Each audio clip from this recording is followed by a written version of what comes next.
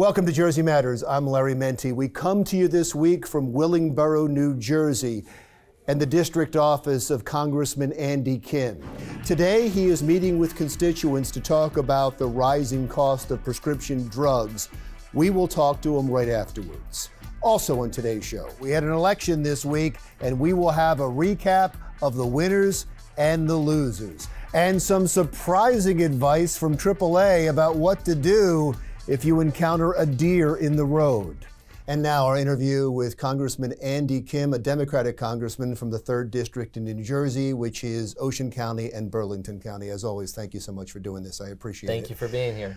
It's interesting. I thought about you in winning the midterms. You're a freshman congressman. You winning the midterms, and the two biggest issues at that time were health care and Donald Trump.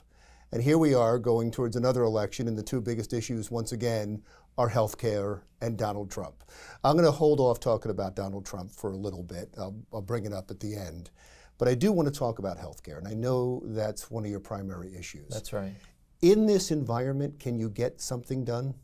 Absolutely. We can absolutely try to get something done, and we're trying to do that right now in terms of lowering prescription drug costs for Americans, especially for seniors. The top issue that I talked about on the campaign trail over a year ago was trying to allow Medicare to negotiate drug prices.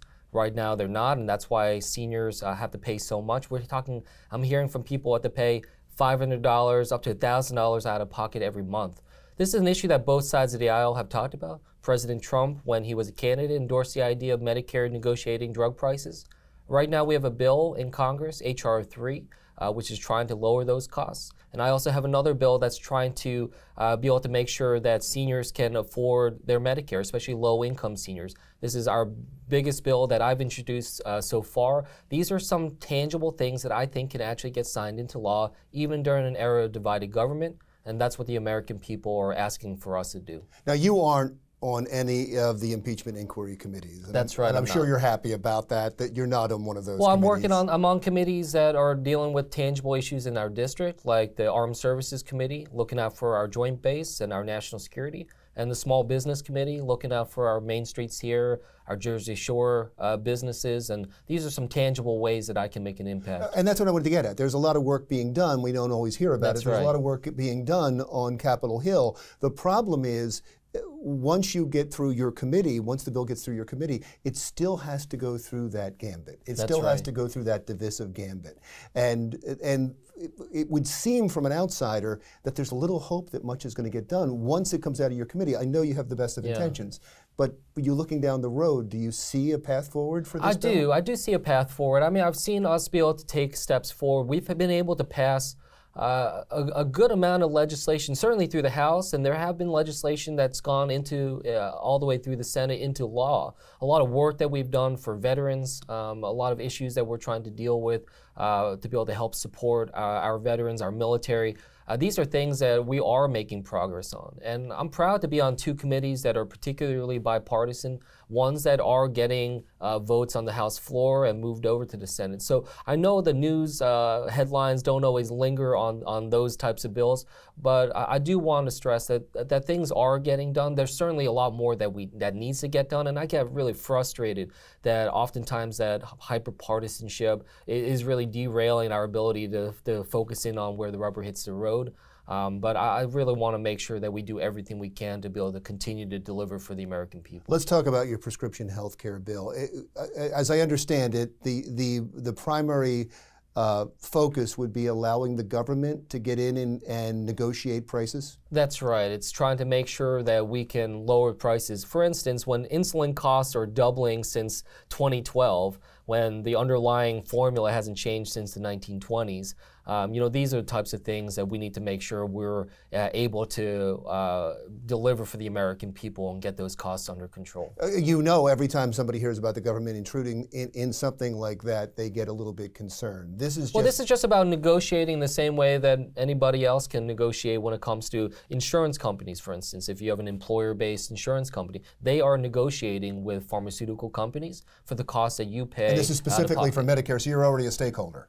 The government's already a stakeholder. That's right. For Medicare, for instance, there is specific language in law that says Medicare is not allowed to negotiate drug prices. Now, this is something that's out of line with so much else. For instance, the VA, which is a government-operated healthcare company operation, and then DoD, which is our Defense Department, and the health insurance our military gets, they are allowed to negotiate drug prices. Medicare is not. This is clearly something that disadvantages our seniors, makes them have to pay higher prices than people on employer-based health cares and others, which are allowed to negotiate drug prices. So this is just something trying to level the playing field and make it fair. What about, when people think in this climate about Democrats talking about health care, they see the presidential candidates and the debates, and there's talk by many of them of health care for all.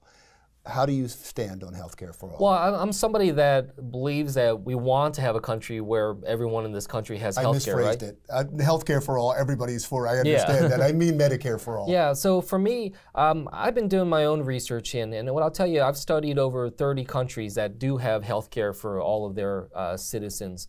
And what I'll tell you is that only a fraction of those 30-some countries use something that's akin to Medicare for all. They have a lot of different approaches, and I find it very frustrating to me because I think that this idea that it's just this binary choice, just a choice between Medicare for all or just a public option, I think that's a false choice. I think there are other ways that we should be able to look at in terms of how we try to get health care for everyone in this country at a fair rate.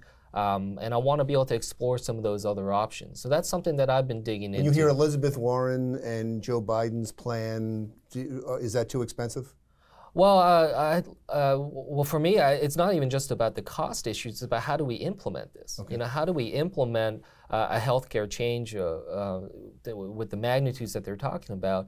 This needs to be thought through very carefully. When healthcare is 20% of our nation's economy, we understand that if we take missteps here, this could be disastrous, not just for people's health, but for our economy as a whole. And as I said, a lot of other countries have come up with many different ways to be able to approach this. I'm not saying that we can just carbon copy any one of those plans for our country. We need something that's certainly specific to us. But we should be looking at a lot of these different models and looking at and having that kind of conversation as a country rather than just saying it's this way or that way. There's going to be other places. Let's talk about Veterans Affairs for a second. When I talk to veterans in South Jersey, well, throughout New Jersey, but especially in South Jersey, their biggest complaint constantly is that they sometimes have to get bused to Philadelphia or to Delaware to go to a veterans hospital. I know there's been an increase in clinics, but is there any chance that we can get a veterans hospital built in South Jersey? Well, it's certainly something that we're trying to focus in on in terms of increasing the kind of care that can be delivered. For instance, one of the biggest battles we have right now is getting a new healthcare clinic in Ocean County for our veterans there. Ocean County, one of the largest veteran communities, frankly, in the country. Are the clinics enough? Right now, the current clinic that they have is not enough. I mean, for instance, the clinic that they have in Ocean County right now doesn't even have enough parking spaces. I see Korean War, Vietnam War veterans having to park down the road and walk a quarter of a mile down the road to the clinic. So it doesn't do enough. Their closest hospital is up in the Oranges of the medical center up there, which is an hour and a half away, which for a lot of veterans, being on a bus or driving up there is very difficult, especially if they have disabilities or other medical conditions. We are trying to get a much more expanded clinic there that's going to double the size of what's currently there in Ocean. But the VA needs to keep delivering on that, make sure they keep up with their timelines. Here in the Burlington County side, we have a clinic in Marlton that's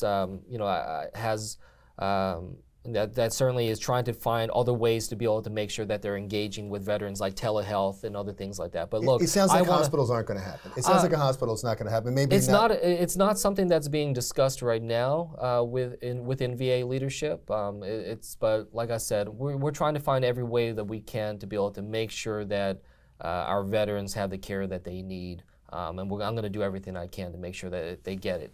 We're going to take a quick break. When we come back, I do want to talk to you about impeachment and also your trip to Afghanistan. When we continue our conversation with Congressman Andy Kim from the 3rd Congressional District in New Jersey. Great.